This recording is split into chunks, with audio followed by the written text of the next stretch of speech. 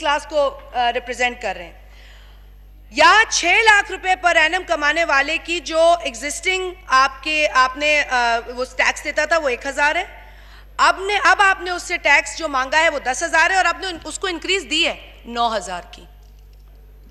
This math is very simple and yet very alarming. अच्छा, अब आपने 9 लाख रुपए वाले के साथ क्या हशर किया है?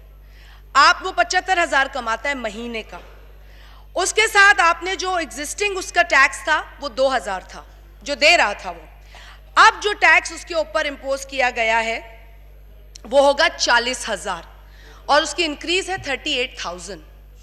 ऐसे पूरी लिस्ट है। यकीन करें चेयरपर्सन साहिबा, कान पकड़ रहे हैं लोग, कह रहे हैं खुदा के लिए हमसे ये टैक्स हटा दो और इंक्रीज भी वापस ले लो, because this does not match with what we are going to earn and giving to the exchequer. अब मैं कोई स्लैंग लैंग्वेज यूज नहीं करना चाहती, लेकिन आपने बैंड बजा दी, बैंड बजा दी आपने लोगों की। नहीं, बैंड बजा दी नहीं है, मेरे पास सख्त लफ्ज थे। बिल्कुल ना किया जाए, बिल्कुल ना किया जाए, मेरा प्रोटेस्ट होगा वरना।